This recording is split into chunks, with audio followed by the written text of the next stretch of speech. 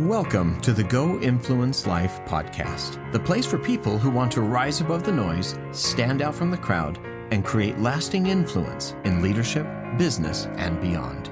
I'm your host, Crichton Hansen. I'm the best-selling author of the LinkedIn Top 10 ranked book, The Influence Mindset, the art and science of getting people to choose you. Together, we're going to dive into inspiration, motivation, and application for success and influence. In this week's episode, we're going to be talking about a common pitfall that gets in the way of you having the most amount of impact on the people that you're trying to serve. And to put it simply, that's often when we love our idea more than we love our audience. In 1983, Michael Crichton had an idea. What if scientists used DNA from fossils to bring back the dinosaurs?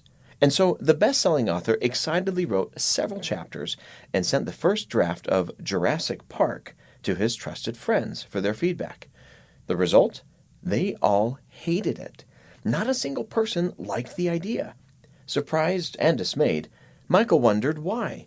Whenever he went to museums, he saw kids crowd around dinosaur exhibits shouting the names Tyrannosaur, Stegosaurus, Triceratops. If kids were fascinated by dinosaurs, wouldn't adults be too? He was right, except for one problem.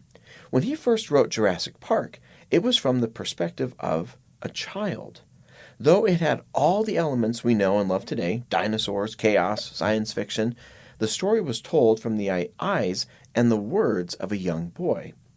Here's how Michael described it. Quote, "Over the years, I've come to rely on 5 or 6 people who read my drafts. Generally, they have a range of responses. Not this time. They were all in agreement. They hated Jurassic Park. I got angry reactions, such as, 'Why would you write a book like this?' But when I asked them to explain exactly why they hated it, they couldn't put their finger on anything in particular. They just hated it, that's all. Hated every bit of it. I wrote another draft. They hated that one too, just as strongly as the one before. Whatever I had done in the latest draft, it hadn't helped. I wrote another draft, but the result remained the same. Finally, one of the readers said that they were irritated with the story because they wanted it to be from an adult point of view, not a kid point of view. They said, 'I want this to be a story for me,' meaning for an adult. So I rewrote it as an adult story, and then everybody liked it. That is how Jurassic Park, one of the most successful film franchises of all time, was born. At first, nobody liked it. Why? One reason is Michael Crichton loved the idea more than he loved the audience. He loved the idea of dinosaurs through the eyes of children, rather than his real audience, adults. What does this have to do with influence and success? Whether you believe it or not, you are a very creative person. Keep in mind, creativity doesn't only belong to the likes of Michael Crichton or people in the arts. Creativity applies to anyone who serves others in unique ways. If you help people, then you are a very creative person. The problem is, sometimes we come up with great ideas that don't always land the way we want. Maybe it's something you presented to a mentor. Maybe it's something you tried out with your boss. Or maybe it was an idea that you worked really hard on and it just flopped. In those moments, it can be hard to pick up the pieces and move forward. And like Michael Crichton, you probably wondered, why didn't it work? One question to ask is, are you more in love with the idea or with your audience? When I wrote the first draft of my best-selling book, The Influence Mindset, I poured my soul into it. I put in every fact that I knew, every story, and every possible thing that I thought would be helpful. But at the end, the book was honestly a bloated mess.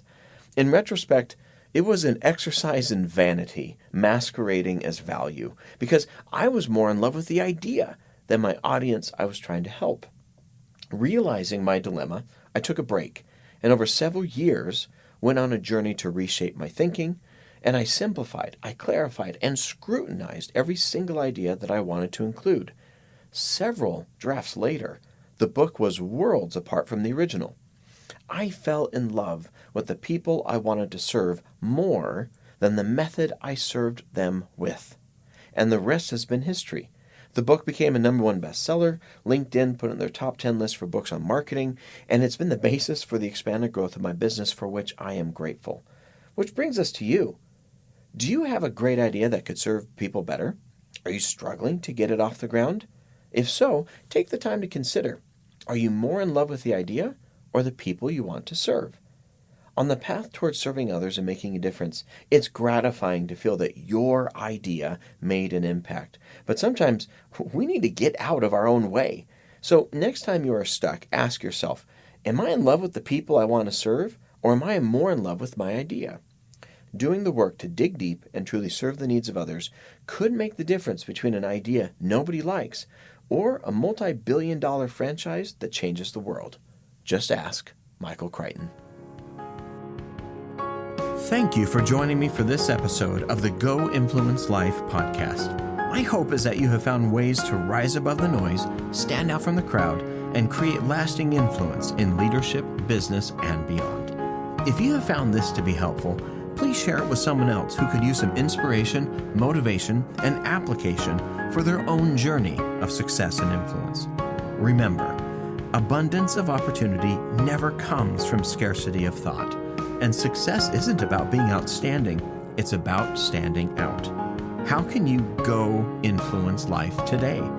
I'm your host, Christian Hansen. And until next time, God bless.